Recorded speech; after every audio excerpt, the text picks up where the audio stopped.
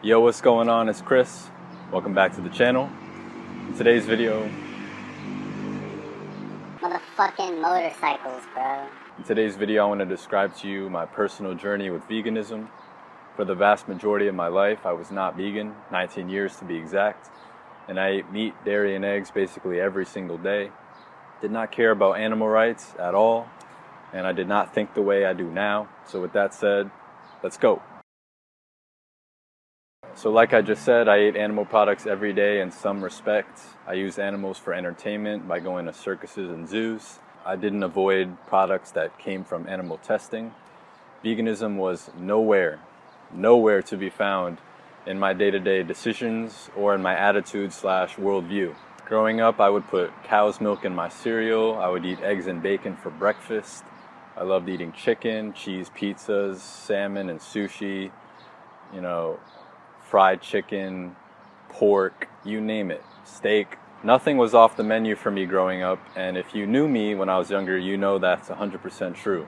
I never turned down food in general, but especially if it was meat, dairy, or eggs because they tasted so good. And that brings me into my next point. I primarily ate animal products because they tasted good, it was convenient, and it was just like habitual. It was just so normal. It's something I always did. It's something my family did around me.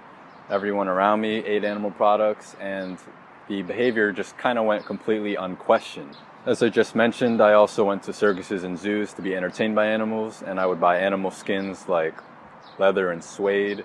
But in this video, I'm going to mainly focus on my consumption of animal products as food because, as I explained in my last video, the main form of animal exploitation that veganism seeks to eliminate is our exploitation of animals for food. Growing up, I never knew any vegans at all, and I never encountered any arguments that sincerely encouraged me to think about animal rights or veganism at all. In fact, whenever I was buying meat, dairy, or eggs at the store or ordering that at a restaurant, for example, the last thing on my mind was the morality of that decision.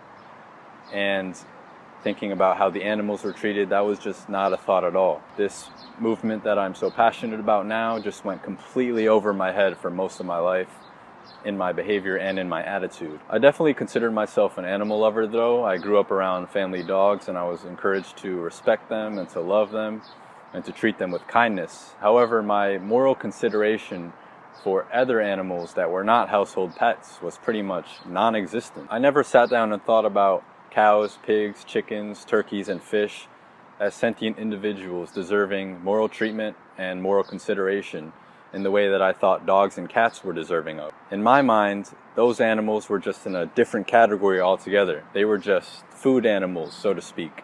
And with that, I never genuinely considered how my everyday choices could be affecting them or harming them, or if that even mattered at all. So now that I brought you up to speed on who I was before I went vegan, this is where things pick up for me. In the summer following my freshman year of college, I went down to Colombia, South America in July for vacation to spend time with my father and my stepfamily there. And while I was down there, I met a friend of my dad's named Philip, who was the first vegan that I'd ever met in my entire life. Here's a photo of Philip when me, my dad, and him met up for lunch a few months ago in Florida. I met Philip at lunch one day with my dad, and I was really drawn to his personality. He was a really genuine guy, and I just enjoyed being around him. He was funny, and it was peculiar to me because I'd never met someone who was vegan, who was actually, living this lifestyle and omitting all animal products and consuming an entirely plant-based diet. So a different day, me, my dad, and Philip met up for dinner at an awesome restaurant in Medellin, Colombia called Shanti. That night, I got a vegan meal just out of respect for his lifestyle. This is the actual photo of what I ate that night. It was a stuffed zucchini with pico, beans, avocado, onion, and greens on the side.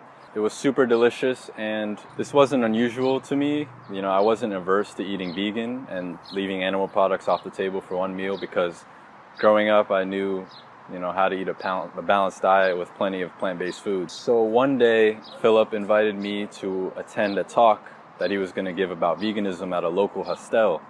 And at first I was a little hesitant, and I thought about it, but I eventually decided to go. So as I sat in attendance and listened to him speak about veganism, I found myself really critically thinking about the topic of veganism and animal rights for the first time in my entire life. He spoke about the ways how consuming animals and their secretions harms human health and it harms the environment. And he also urged us in attendance to really consider the immorality of the human race wantonly using animals for food when we don't need it to sustain our health or to survive anymore. So after attending this talk, I began doing my own research on my own time and really looking into animal rights and veganism as a serious moral/justice issue. I also learned in my research how a plant-based diet can provide numerous health benefits, and it can also drastically reduce our individual resource footprint. In a similar vein, I also learned about how animal agriculture as a collective is a huge squanderer of natural resources and is actively contributing to the pollution and destruction of our environment. So with all that said, I felt like my eyes were open for the first time to some really important things. I was wondering, why didn't I know about this sooner? Who didn't tell me this when I was younger? So later that July of that same summer, I was on YouTube one day and I came across 2 videos by vegan activist Aaron Janis on YouTube. The first one was called Dairy is Scary, and the second one was called The Truth About the Egg Industry. And I sat through and watched these videos, and the information and the footage that I saw in these videos completely shocked me. I never saw anything like it in my entire life, really.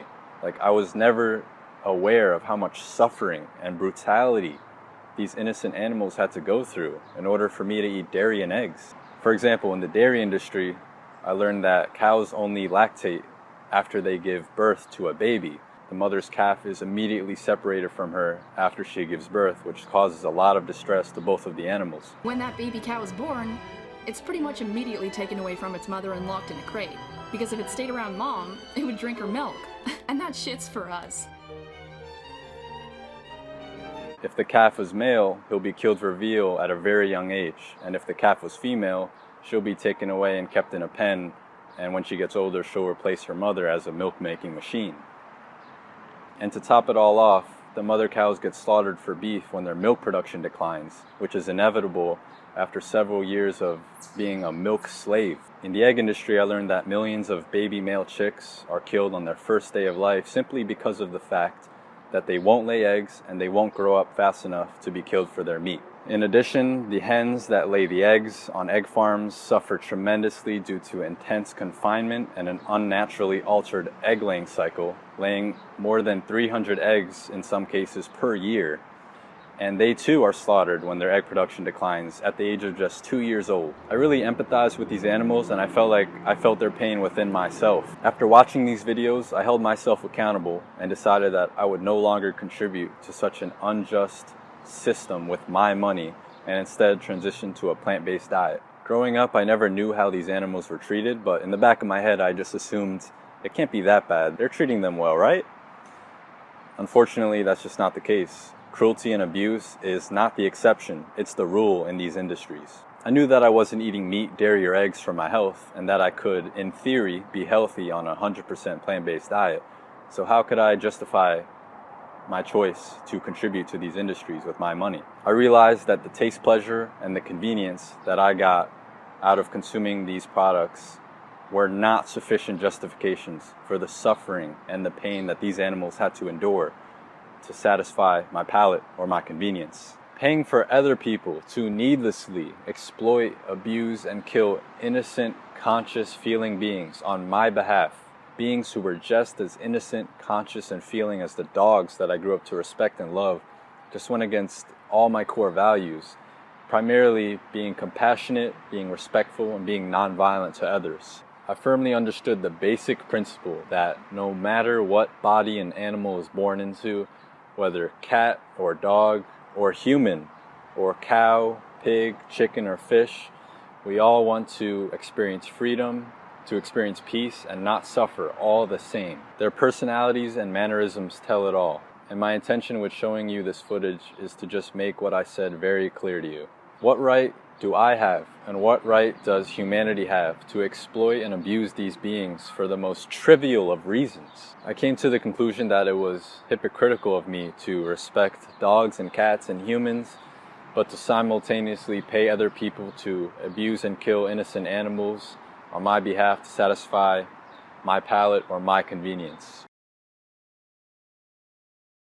Moving away from the moral aspect, I began my transition at the end of that summer and also into my sophomore year of college. At the start, I didn't think things like, whoa, I'm never gonna eat meat, dairy, or eggs again. That's wild. Can I actually do that? Instead, I thought to myself to just take it one meal at a time. My next meal will be vegan, and the next one, and the next one, on and on and on. I no longer wanted to put suffering, violence, and death into my body. And I knew that it was more important for me to not support injustice at each meal and to ditch animal products from my diet completely. Before I knew it, it became quite easy and habitual, in fact, to eat vegan all the time. I looked up vegan recipes on YouTube and Reddit, read about cooking tips. For protein, I ate more beans and more soy. When I wanted to eat something similar to meat, I would buy plant-based meats at the store, such as Gardein and Morningstar products. Highly recommend those. I was still eating ice cream, but now I was buying plant-based versions made from things like almond milk, soy milk, and coconut milk. Tastes pretty much the same, but with none of the animal abuse and the cruelty that I learned about that's involved with the dairy industry. I really expanded my cuisine and diversified my cooking methods, really experimented with a lot of different spices. A whole new way of cooking and eating opened up for me when I stopped basing a lot of my meals around the same things like meat, dairy, or eggs. I also became a much more adept cook in the process, because when you experiment and you're trying new things, you're learning what works, you're learning what doesn't work. And for me, I found that my cooking skills improved a lot. So even after the change, my diet remained incredibly delicious and satisfying. But even if the taste was worse, which it wasn't, but if it was worse, I knew that it was a worthy sacrifice, because I believed that not paying for animal abuse was more important. So I did stumble a little bit here and there. I would justify using a little bit of my roommate's cheese on quesadillas. But after a few times of doing that, it just did not sit right with me anymore. You know, I just kind of felt like a hypocrite knowing what I knew about the dairy industry and how abusive it was to cows. So I decided to cut that out. And after 2 months of being meat-free, in October I had some chicken one night, you know, just to see like, am I really missing out on much? Because it's been 2 months, so I decided to try it.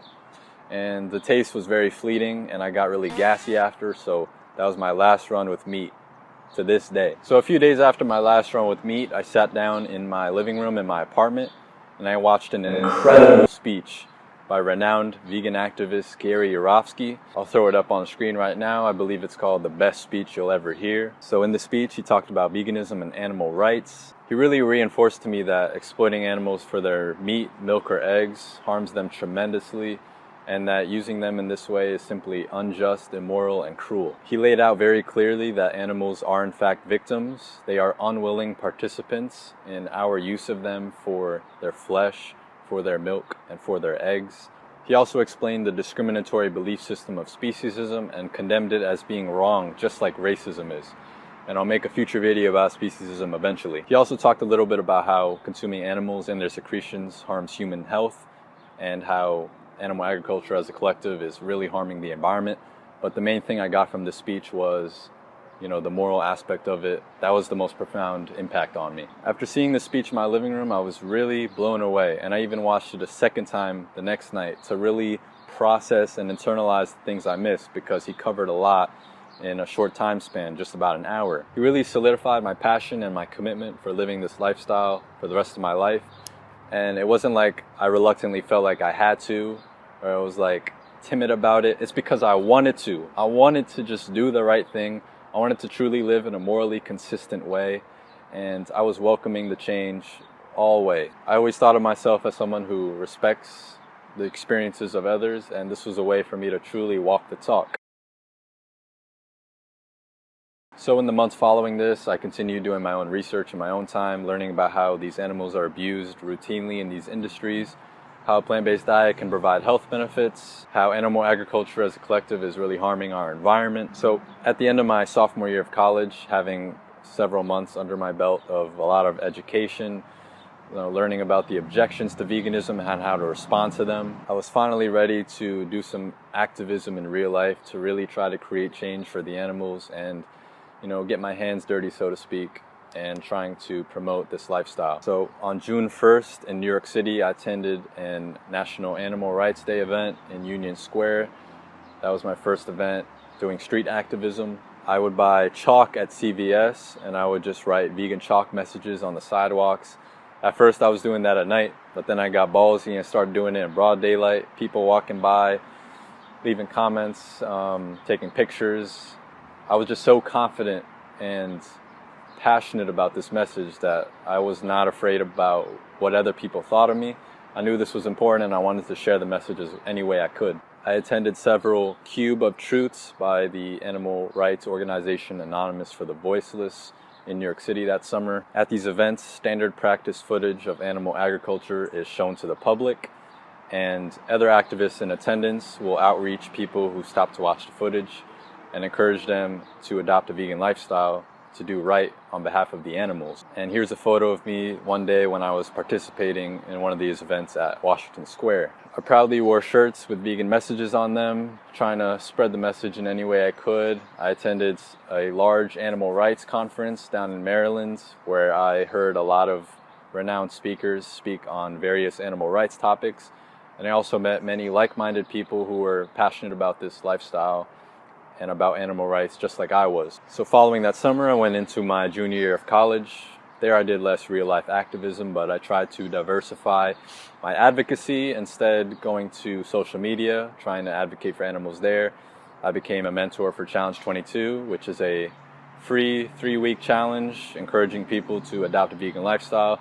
You got group support, dietitians to help you to make the transition. So in reflection, my discovery and integration of veganism into my lifestyle was, and still is, the most profound and transformational experience in my life. I really look at the world completely differently, and I feel like I've matured as a person in many positive ways. I experienced some minor improvements to my health as a result of the diet change, but for me, the internal spiritual and moral revolution was the most important and the most noteworthy thing. Living in true alignment with my values such as fairness, decency, and respect, and practicing those every time I sat down for a meal, extending those values to the animals that I share this planet with, just made me feel like I was living in a truly morally consistent way.